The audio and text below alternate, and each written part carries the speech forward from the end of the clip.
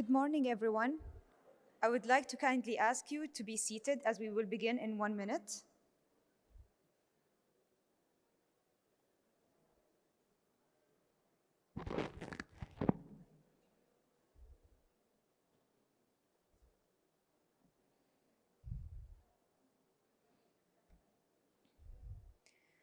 Welcome back on the second day of the Think Tank Talent for the Future Forum, co-hosted by Trends Research and Advisory and the Think Tanks and Civil Societies Program, Lauder Institute, University of Pennsylvania.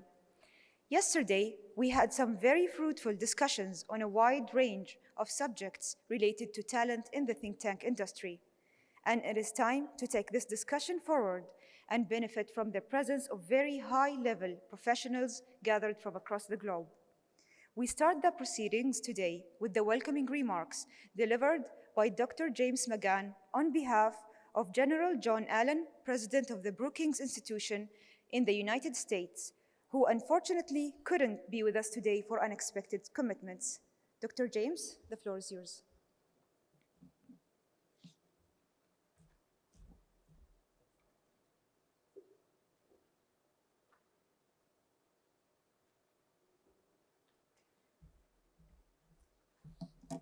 As was said, John could not be with us today. However, he sends his best wishes and has underscored the importance of these proceedings in terms of, and especially at this critical moment of our needing to think, one, about the future of think tanks and policy advice. He has, and many others who are in the room, have written eloquently about the challenges that think tanks face and how we might meet them, and have contributed essays. 64 CEOs have contributed essays, including John Allen, on the future of think tanks. The critical issue, certainly as a large institution like Brookings, the human resource, the people. And an interesting note is that we had a number of individuals who are responsible, including Brookings, for the staff, nurturing the staff, developing programs. And one of the individuals who was represented on the panel was the people person, which I think is an interesting concept as we look at the issue of human resources. But John wanted to encourage all of the work that we're doing and looks forward to the findings. And I was asked through our discussions, my discussion with John Allen, that in the fall we will reconvene a group of think tanks globally. 13 years ago, Brookings and TTCSP convened a group of the G20 foreign policy think tanks. And my vision or my purpose for organizing that meeting was that the U.S., that we were at a pivotal moment in international relations, and that it required that we take a fresh look at, one, the U.S.'s relationship in the world with other countries, and specifically that we needed to approach those relationships as peers and partners, not in a paternalistic way. And it is this meeting and this global effort, which Brookings endorses and has been supportive. And John knows that I have described Brookings and many of the institutions who are here, who have partnered with us over the years and now with Trends, as global citizens of the think tank community, meaning that they are interested in and value the partnerships that are built on a regional and global level with the spirit, and certainly in terms of the human resource issue. How will we prepare ourselves for the future, which is really the focus of the second day. So I want to extend John's well wishes and encouragement for the work that we as a group are doing, and look forward to with you as we address these and develop strategies for helping to make think tanks stronger and much more vibrant and resilient as we go forward. So once again, thank you, and I appreciate the opportunity to extend John's well wishes.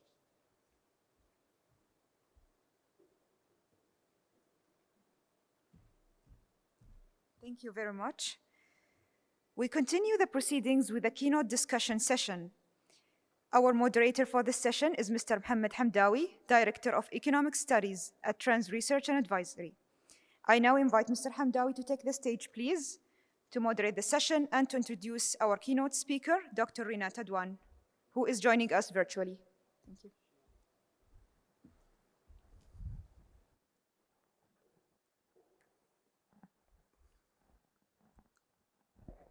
It feels so great to do this in person after 2 years of virtual events. Believe me, I'm so excited to see all of you and do it in person. Our next speaker is Renata Dwan. Do we have her on the? Yes, I'm here. Perfect. She is the Deputy Director and Senior Executive Officer of the Chatham House. She has a long-standing career at the UN, and she is a graduate of Oxford University. Good morning, Renata. It's an early start for you today, isn't it? Good morning, and good to be with you, and good to be with everybody today. Very good. I think we have plenty of time, so you have 10-15 minutes for your keynote speech, and then we open it up to the floor for conversations. Well, thank you very much, and thank you all for the invitation to join you. I'm sorry that it is by virtual means rather than being in Dubai, although I wouldn't mind a little bit of the warm weather that you're enjoying here in the UK. It's considerably different this morning. So I think, this is the question about how to retain, how to manage, how to grow talent for the future of think tanks is one that every think tank around the world is grappling with, both those that have a more career-focused approach to think tanks, such as in Europe, where people see joining a think tank as a lifetime endeavor, and those that approach it more as a phase in a longer career. So I'm going to make a few points this morning, and I'd love to hear from you and get your perspectives and thinking. And I'll draw a little bit on some of our experiences here in Chatham House in thinking about how to nurture, grow, and retain talent. So it's an obvious point, but I will just start with it, that people are at the heart of think tanks. It's people that think, it's people that offer ideas, it's people that offer analysis, and it's people that hear and receive what think tanks can offer. So if we're seeking to build the core of a think tank capacity, the people are the resource and the foundation for that success.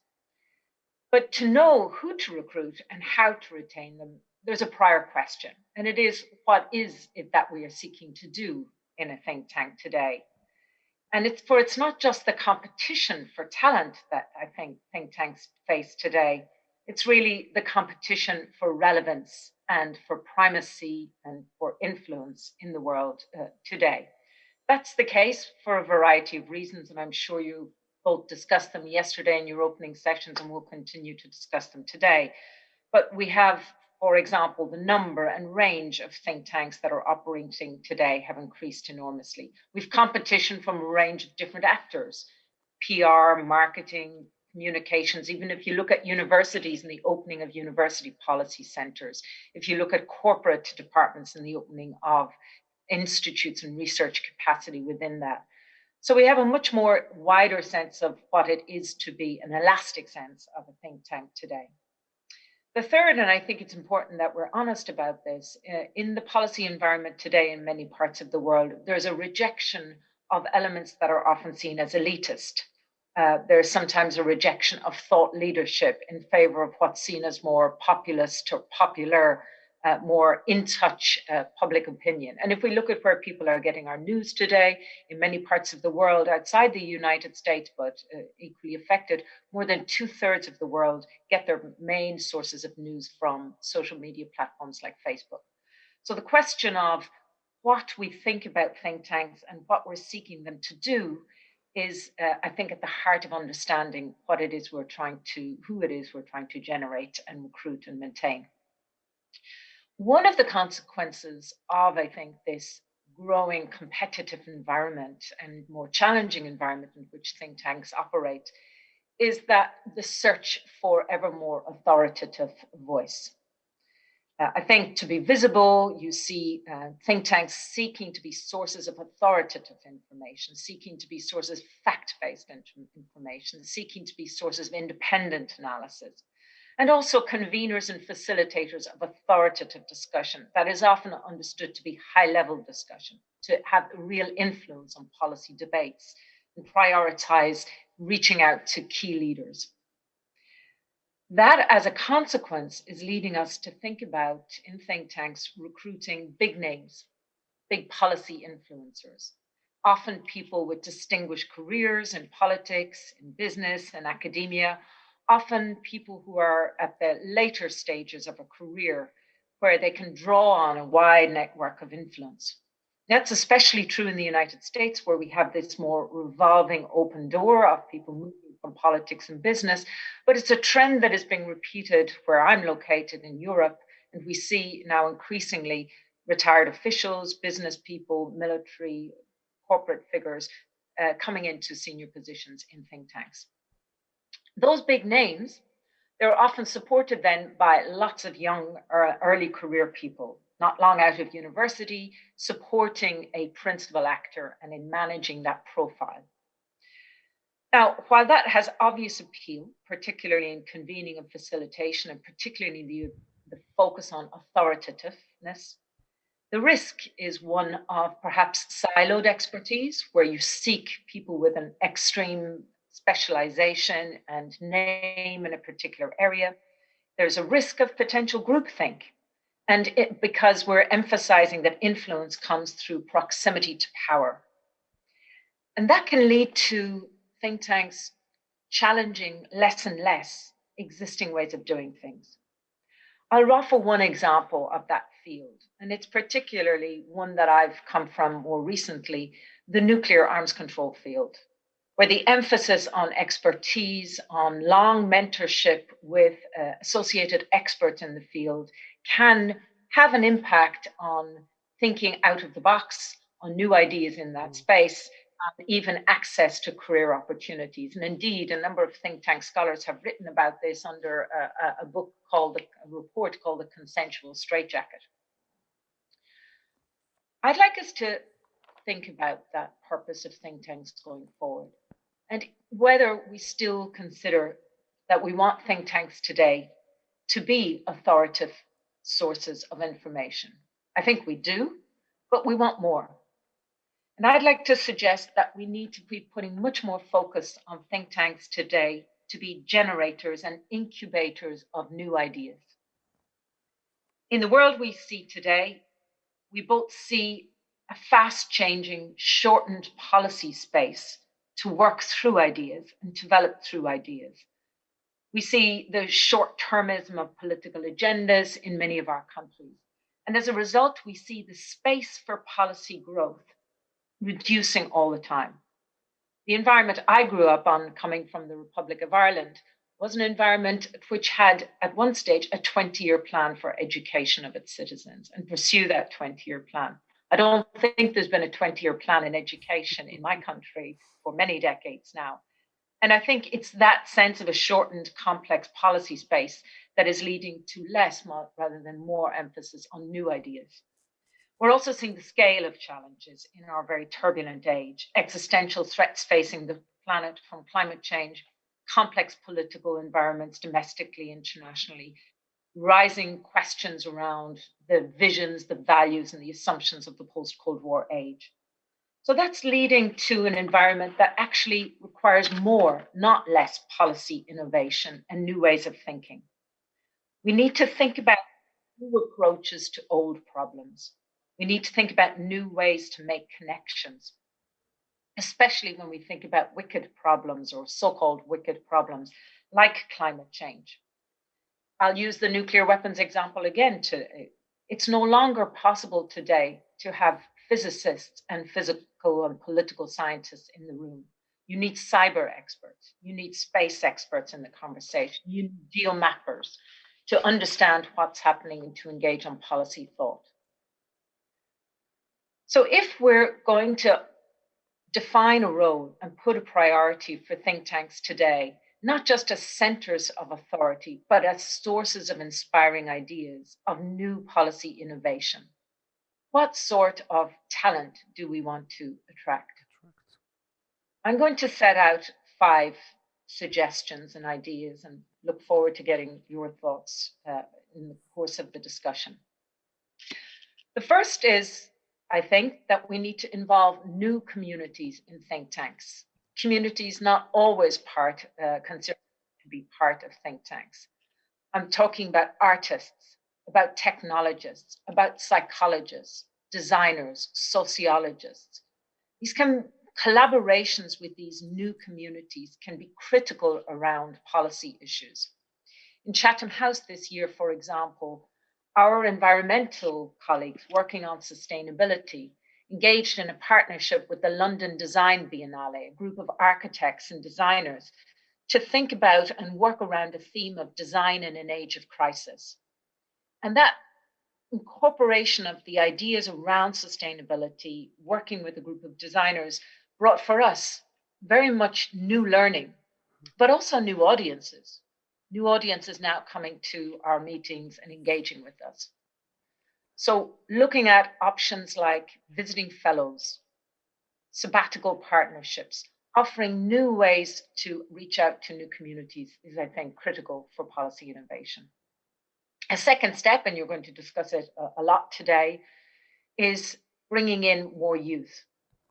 Not just, I think, to support the well-known names and the authoritative figures, but also to be part of the substantive design and undertaking of policy work.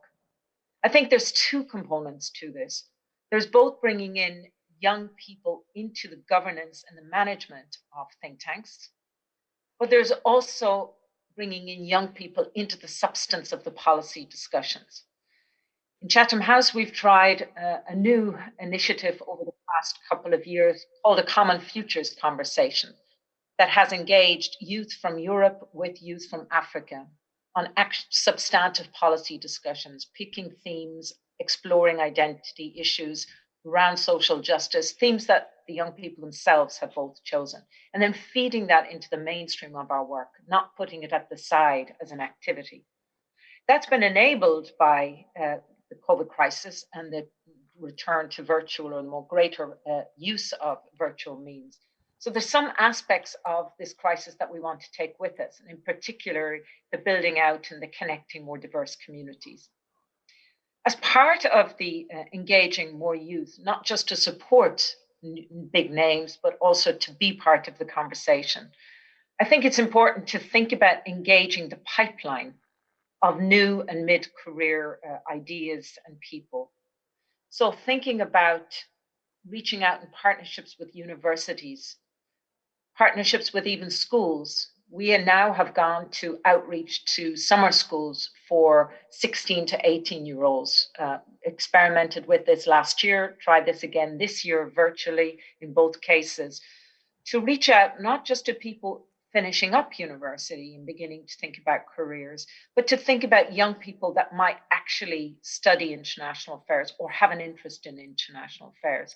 And we see this not just only as a feeder for think tanks and creativity, but as part of our mission as a think tank in a society of which there's a risk of turning inward and being increasingly focused on domestic issues. This also has a benefit of allowing us to reach out to more diverse audiences. It allows you to target schools, it allows you to target programs in areas that perhaps wouldn't have been engaged in international affairs from less advantageous economic backgrounds or social backgrounds. In Chatham House, we're starting next year a Saturday club for youth from less advantaged backgrounds and outside the capital that might potentially become involved and decide to become engaged in international affairs. The third aspect about youth that I would flag is to accept that you're not going to retain youth for long periods. In Europe in particular, and potentially on other parts of Africa and the Gulf, career notions doesn't change around quite as much as the United States, and people stay longer in jobs. So the idea that you have a youth cohort that may stay 3, max 5 years is often seen as a challenge for human resources. But to look at the positive side, that's an opportunity for growth. It's an opportunity to expand the pipeline and to encourage that, but perhaps to put more emphasis on building alumni networks, to engage people who come to work in a think tank for longer and over the cycle of their career, maintain those relationships as they leave the think tank. That's something that we are exploring as we go ahead. The third area I'll focus on is perhaps a more provocative point, but to suggest putting less emphasis on specialists. Again, the culture of the big names leads us to really want to pick the absolute big top names in 1 or 2 particular areas and build out a capacity around them. But perhaps we need to put more focus on rewarding crossover thinkers. For example, if we think about the pandemic, it's required us to think about public health experts. We've had to pivot in Chatham House from a health centre that was focused on universal health access to now a health centre that deals in vaccines, that deals in vaccine diplomacy, vaccine equity, vaccine financing, vaccine research. And as a result, we've had to bring in economists. We've had to think about biotechnology. We've had to bring in our security department to work with our health department. So how do we encourage that crossover thinking? Can we think about ways to identify and reward entrepreneurship and new ideas? This is particularly important for smaller think tanks that don't have the capacity of the large think tanks to recruit an expertise across every area, but need to have that adaptability. One of the initiatives that we're trying in Chatham House is to try to reward crossover thinking internally by funding and supporting cross-house collaborations, so as to think about new ways around an old problem by bringing a group of perhaps people that didn't always work together, economists and security and political affairs people working together with health experts to look at the pandemic response and post-pandemic future.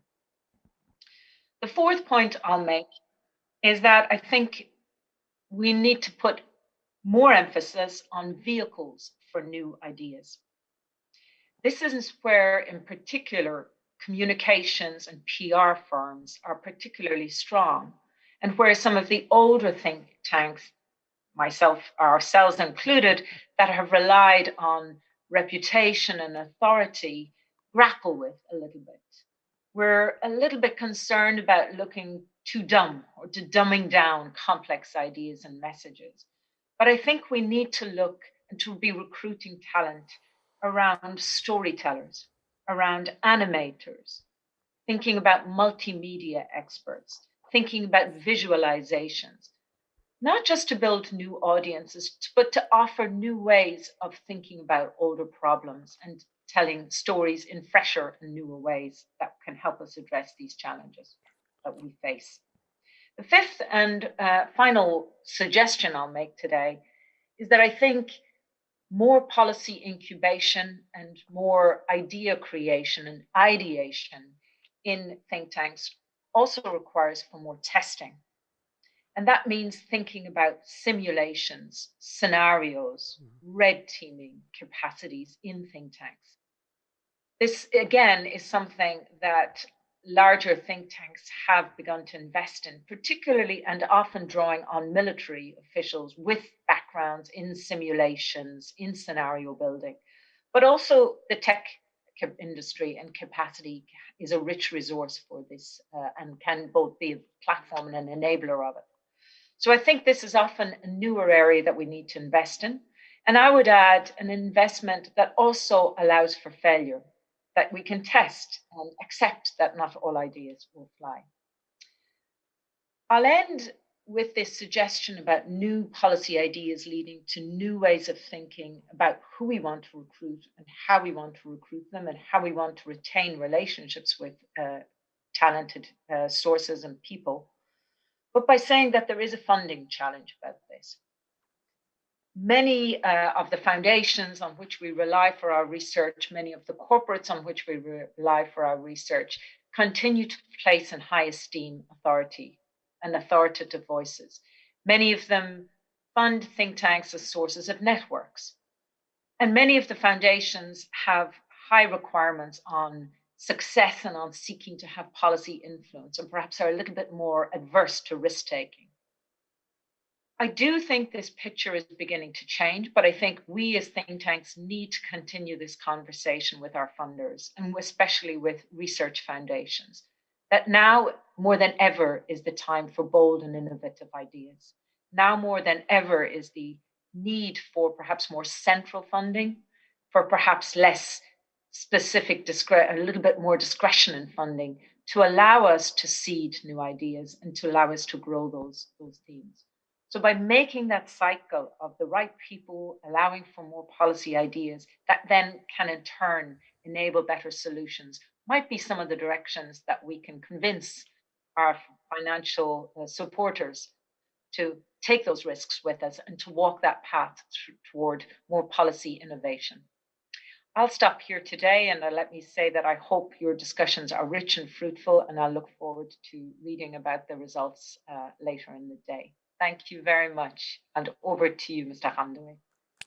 Thank you very much, Renata. Thank you very much, Renata. I took a lot of notes, and I think I'll start with one of the comments around engaging the pipeline. A few years back, I was in Guildford. I was research director with a private research and consulting company, and my daughter was about 11, and there was a career day. I tried to explain what I do, and that was with the commercial private entity, and she couldn't get it. She said, "Oh, what do you do?" So we help companies, and we help government, and we do research and consulting. She couldn't get it. It's like, "Oh, I have a team, I have this," and she said, "Oh, you're a boss." And I said, "Okay, I'm a boss, but I do this and this and this." I think now it's even more difficult for me to explain what I do at a think tank to my 14-year-old daughter. So for me, I think engaging youth at that level, people 12 to 14 to 18 years old, and talking to them about the role of think tanks, the policy making process, how they can actually choose this career path and influence, is something that's going to pay, probably not tomorrow, but certainly in the next few years.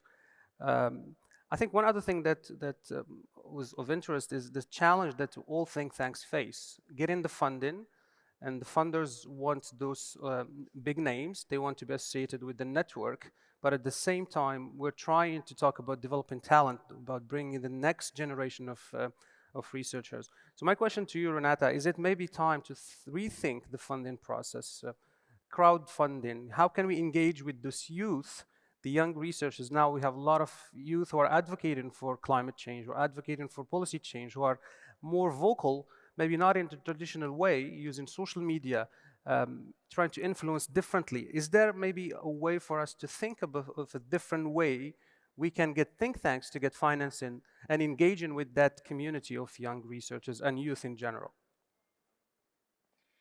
Yeah, it's a good question, Mohammed, if I may go by first names. I think this question of thinking about new ways of engaging youth is leading us to have to think about new products, new outputs. We notice, for example, much more uptake on issues around our digital videos, explainers, opportunities to communicate our thinking in new ways to a different youth audience, and to engage with young people and their participation in different ways. Before, for example, we used to run an essay competition for young people, and while we still do that, I think there's much more interest today in taking part in a multimedia debate, or in having a competition to design a theme around Imagine a Better World. We did a series of videos around this theme. So those are the sorts of ways that we're engaging. And with that allows you to attract new donors, potentially digital tech companies and media that are interested in engaging and reaching out to young people, potentially crowdsourcing for new ideas. I think the challenge for a think tank is the due diligence and the ethical coverage that we need to do about our funding. Institutions like ours, for example, that are independent and don't rely on government funding or not government or privately owned, need to make sure that we have the due diligence of funding. So the complexity with some of the more open-ended sources of funding raises just, I think, a little bit that challenge. But I certainly think newer ways of funding is the way we're going. The other thing I would say is it seems to me that foundations are increasingly open to thinking about funding new talent. And I do think there's an emphasis, in particularly around some of the larger US philanthropic foundations, to engage young people, to try to build young interest among young people in global affairs and try to sustain that interest over time. So I think there is going to be a funding stream for youth targeted activities, but I'm less sure is there going to be a funding stream for new ideas and for those risk taking ideas. Very good. I think there was yesterday there was a lot of conversation amongst the presence of some prominent think tanks around diversity and the need for breaking these walls between the different disciplines. And Andreas from the Ecological Institute said that they actually put people in a room and from different backgrounds. So you have an economist, you have a sociologist, you have an environmentalist, and they're all sitting together in spaces. So to force that conversation, to force them to work together. You talked about, on specific projects having to rely on bringing engineers, biomedical engineers, to work together. And I think that was my initial observation, having moved to the think tank, industry about 2 years ago, is that there's a heavy focus on human scientists, on economists, political scientists, less on other perspective. And I agree with you that to have a well-rounded policy suggestion, you have to have a different perspective. What are you doing at the Chatham House to get, first of all, to be able to bring the diversity and hire people from different backgrounds? And how can you actually make that people are working together, not in their silos? Yeah, it's the great dilemma because, of course, the nature of research often involves thought, often in solitary nature, in that silo, in that specialization. I think we're trying a couple of things, and I'm sure other think tanks are grappling with the same, and we don't have any answer, but let me set out a few. First, I think we're trying to diversify our pipeline. Traditionally, British universities on which Chatham House has drawn, we're trying to look more globally and to engage a more international audience in the first instance, and to perhaps the pipeline that we talked about with young people and developing these career days and talking to career days is intended to go beyond Oxford and Cambridge and London and seek a broader audience. The second is, I think, we're trying to develop more engagement with a broader group of scientists. We talked about engineers, but also life scientists in particular, and then tech capacities. We have established a new effort, an incubator, so to speak. We're calling it a sustainability accelerator to try to fast track ideas around climate adaptation and the energy transition, sustainability, a little bit more faster. And there we run a series of clubs and meet and greet that is targeted at different communities, at the architects community, at people working with concrete when we think about built environment, at engineers, so as to reach out to an audience. So not only in who we recruit, but who we talk to and how we engage.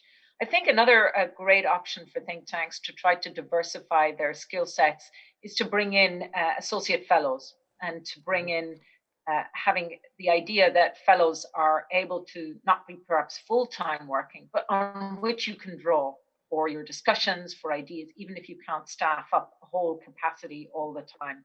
The nature of fellowships, also sabbaticals, can offer a great opportunity for someone to come for 3 months. So we offer a mid-career sabbatical.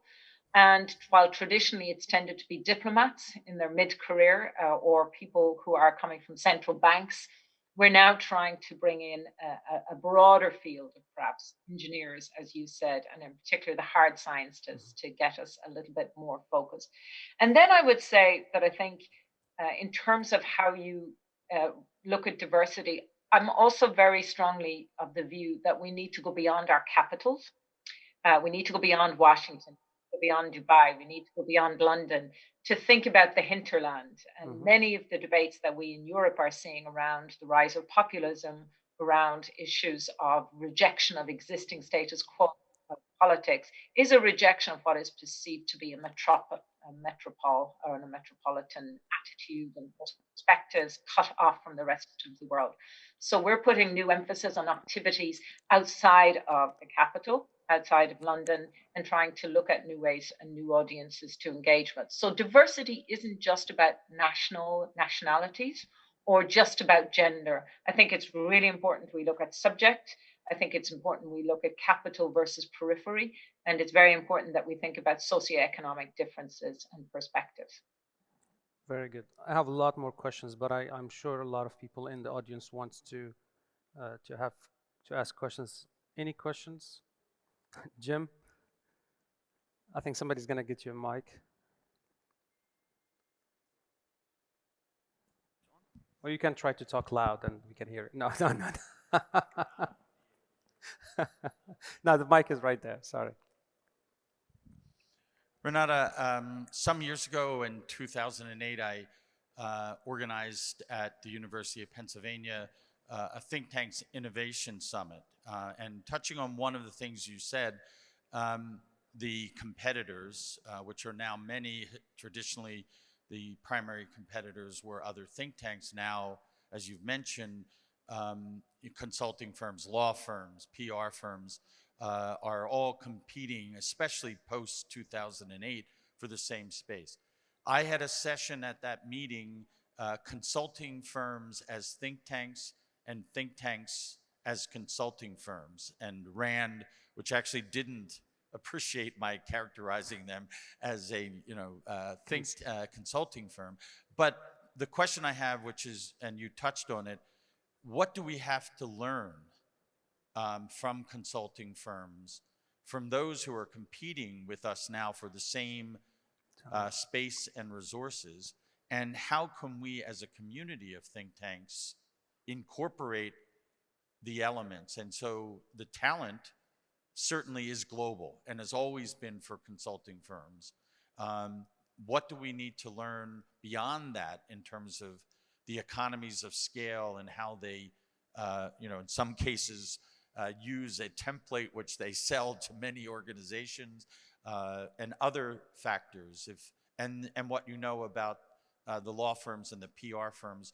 Shouldn't we be looking closer at them and figuring out how they do it, and then figure out how we can incorporate their best aspects into our operation? That's a good question, Jim, and it's one that's hotly debated in a lot of think tanks, my own included. What do I think we can draw from management consultancies or consultancy firms? I would flag three issues in particular. One is an ability to manage projects and to think about a project from A to Z, that design, construction, funding, implementation. And I'm not sure all think tanks tend to think creatively or very effectively and efficiently around project management.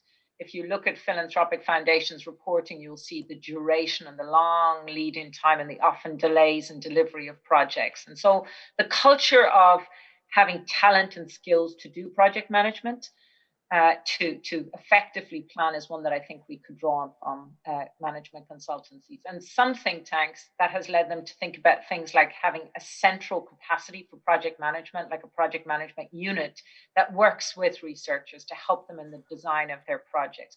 We have a little bit of something that we're experimenting with at the center of that. That's a set of tools that is meant to help research teams think about what they want to do, how they want to deliver it, see their project through in an effective and efficient and timely way. The second area that we can, I think, draw on from consulting firms is a problem-solving approach. There's a bit of a tendency in think tanks to admire the problem, to describe a problem, to describe its complexity, to analyze the different facets, but not necessarily to offer recommendations or options for solving an issue. And I think that problem-solving mindset is what governments and policymakers the world over are looking for. Now, it's important not to overstate, and I think consultancy firms have been caught very much, to use an expression, with their pants down in many countries of the world for failing, perhaps overselling the problem-solving nature for what are often very, very complex problems. But some of that mindset, and it can be really important. The third lesson that I think we can draw from consulting firms is a little bit about culture, breeding a brand. A way of doing things that is distinct. In Chatham House, for example, we have the Chatham House rule, and some people know the rule more than the house. But we often talk about, is there a way that we can have a Chatham House means or approach to solving a problem, the way that we think about a problem? So big consulting firms like McKinsey, like KPMG, like PricewaterhouseCoopers, they bring a culture, a certain set of a brand. And I think perhaps think tanks need to give some thought to, is there a particular distinct brand or approach or culture that they wish to establish, have running across their house and maintaining? Quite often, it can feel in some think tanks like a very siloed, disparate set of collection of actors who happen to be under the same roof, but not really sharing much by way of approach or a framework or even values. So that's worth, I think, thinking about and drawing from them. Yeah. Where I don't think think tanks should go in the direction of consulting firms is the template approach. I think we in the institute I work for in Chatham House, we put a huge stock on understanding the complexity of countries and cultures and societies. So we have an Africa program, a Middle East program, a Latin American specialists, Asia specialists, and we seek to try to underscore that you need different approaches to solve issues of the same, whether it's a debt problem, whether it's a climate adaptation, that one size doesn't fit all. And I think we're very strongly feel that that's our strength. And that combination of bringing thematic knowledge with deep geographical knowledge is central to having effective policy responses.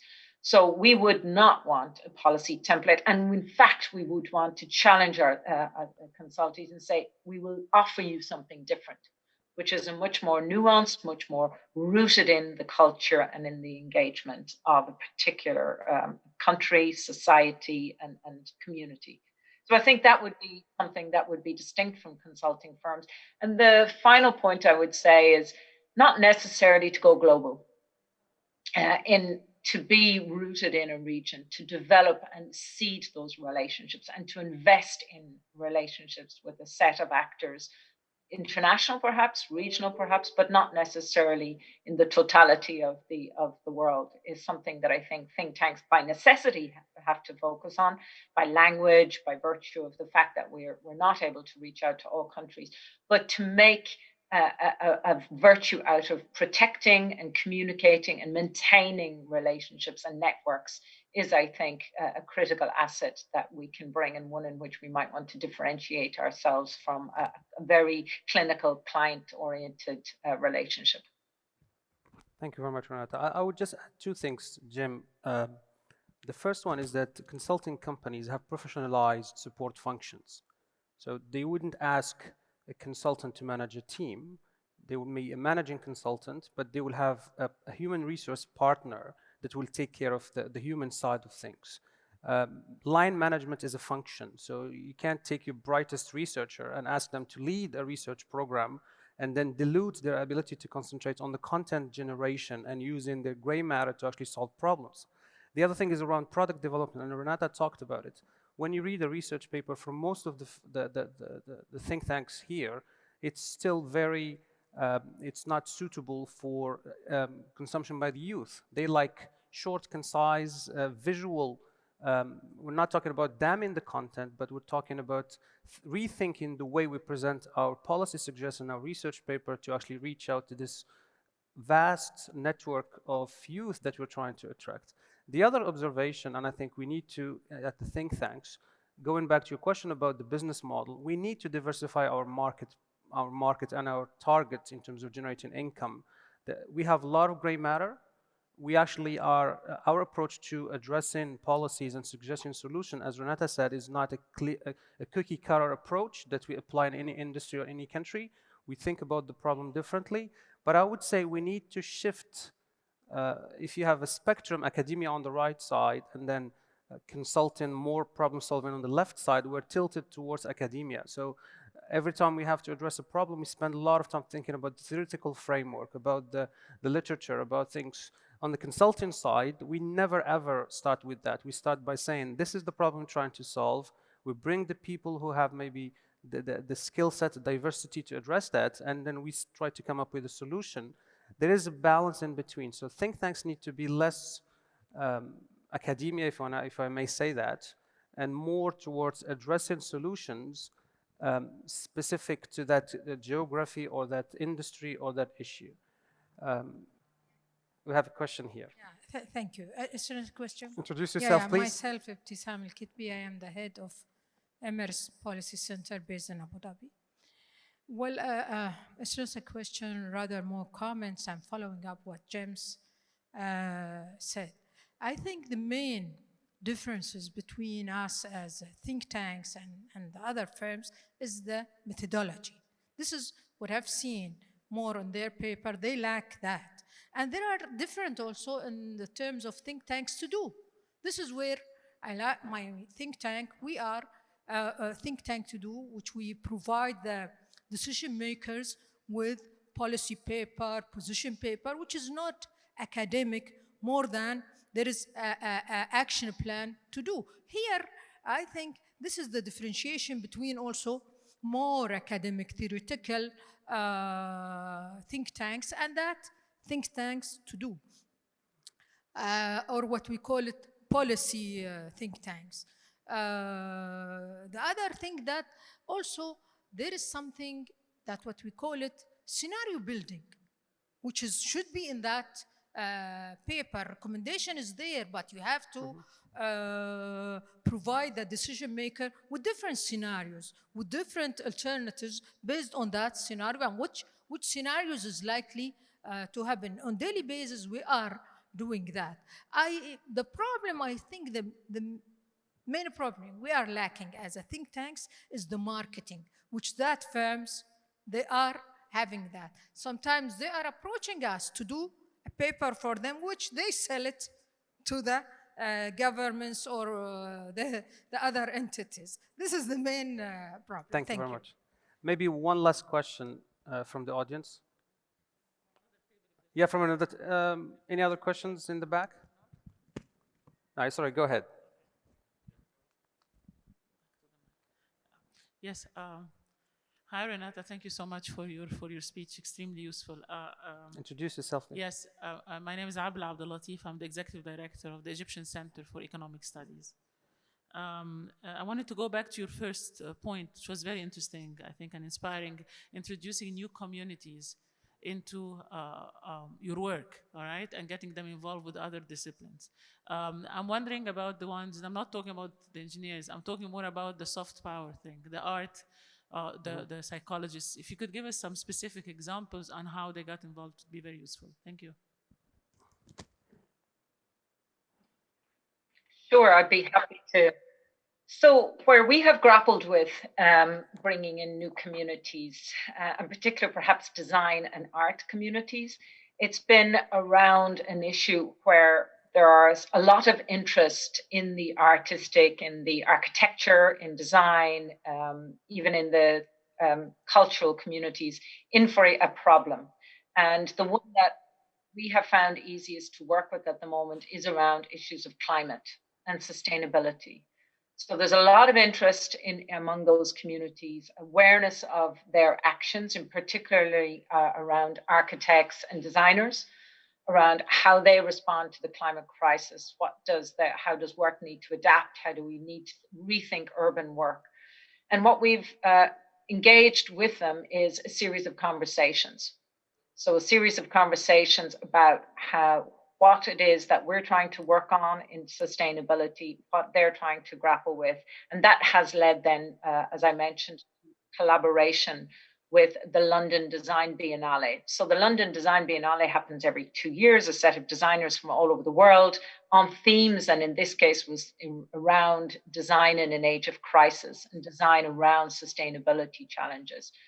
And in that context, we took some of the work that we were doing and worked with designers. So to think about new ways of presenting ideas on sustainability. And in this case, it was about how might you package it differently? How might you present the work very differently? How might you use photographs, communities, engagement, voices, but setting it in a design that was recyclable, that was engaged, an experiential immersion that you walked through a sort of cardboard creation that designers had created to explore themes around sustainability. So that's been one example. A second example has that we've done called Futurescape, where rather than talk to people, this is back to your point, Mohammed, about trying to package things differently. Rather than walk through sustainability issues, we did an animation, a 3D modeling of what would London's Piccadilly Circus look like in 100 years from now. And so what we've tried to do is look at issues that are being discussed about energy transition or issues that are being discussed around technology, but model it in a 3D way. And so there are a lot of young modelers. They really like to work on these issues. And you visit it and you essentially click on almost like a video. And that's an example of having a different conversation or having the same conversation, but in a different way because you're using a different package.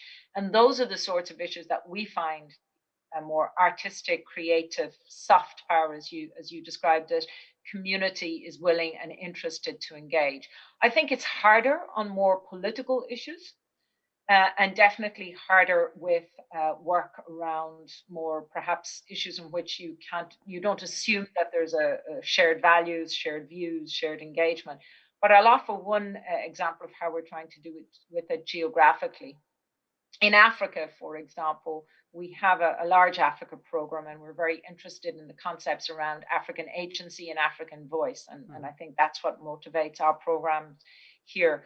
But we've engaged with African designers so that when we discussed political issues, we do so with African design around us, African artists. We've sponsored African design exhibitions here in London. So looking at those partnerships, bring in an audience and to engage. And I would say it also has the benefit, not just of offering new ways of packaging and thinking through products, but it also has the benefit of offering a new community. All of a sudden, there's a diaspora community coming to our meetings that may not have previously come to engaged with us. So I think it's about finding a specific project, finding a specific area of collaboration, being prepared to provide the ideas, but engage with partners in new ways of packaging those ideas, and then being open to their ideas around specific collaborations. So starting with something quite specific and then building out. And then I would just say as a final point, maintaining the connection. As I mentioned before, our Sustainability Accelerator has these regular meetings with people working in design and art, especially around urban environments and the challenge of the future of urban environments in a climate challenged world. So that's a sort of way of maintaining the dialogue over time. Thank you. Very good. I think we have one last question, and we'll let you go, Renata. Where's the mic? Aisha, yeah. The mic is right here. Where's the question?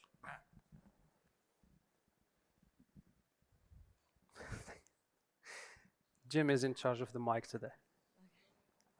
Hello, everyone. My name is Aesha Blushey, and I am a researcher at Trend Research and Advisory. First of all, I thank you all for such an engaging and interesting discussion.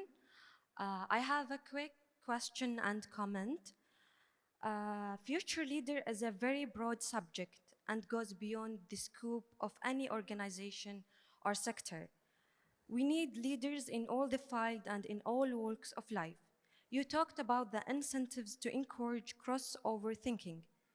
Is it something that can be the same way to different parts of the world, or every region needs to customize based on their culture and tradition? Thank you so much. I mean, I think I'm going to be very think tanky and say it's both. I think I find it very interesting having left my own country at 17 and not ever lived in it full time since and have worked in many different countries. That there are very much some shared values, some shared ambitions, some shared goals that young people and future leaders across the world have. And it's that common humanity that unites us. And that means that we can speak to each other.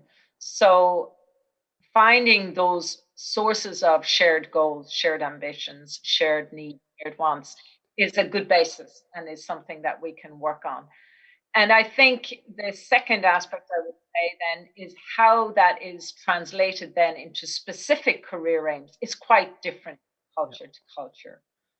In some cultures, it is understood to be jobs in certain structures and societies. In other cultures, it's a value in certain products or certain schools of research to work, perhaps medicine, highly valued in some areas, some others, a different set of cultures. So understanding the vehicles for expressing and developing those common human traits is where I think we need to look at in a region and or cultural specific approach. Two things though are changing, in part because of global digital media, in part because of globalization and opportunities to travel and to connect, is that people are much more influenced now by a range of ideas, sources of information outside of their culture. So again, the cultures that many of us grew up on, many of us old people, was a culture of single sources of authoritative information from our national television or radio stations, from our sources of newspapers. I'm sure you, like me, like many other people, we now regularly every morning will look at 3, 4, 5 sources of information from 3, 4, 5 different sets of countries, and that we do on our phones. So I think there is a notion of a different and a more global discourse, and it's classist and it's elitist and it's often built on people who speak English, but that is the future leadership's sources of information and sources of engaging. So I think that digital platform is changing, and therefore that's a huge source of tapping into in terms of communicating global leadership, in terms of advocating, in terms of nurturing a discussion and a dialogue to engage in there. The second aspect that I would say is that people are increasingly drawing, I think, on methods that they see from across. So we've seen it in, for example, how climate justice activists have used Black Lives Matter technologies, sources, methods of social expression, of social mobilization. We're seeing it across sector, not just only across country. So I think when we think about leadership, I think when we think about nurturing, people are watching different models. So that requires, I think, think tanks to have a much more sustained and ongoing conversation with each other and a learning and a collaborative approach, because our audiences and our target talent group is definitely watching those and learning of those. So I think we need a bit of both. Thank you.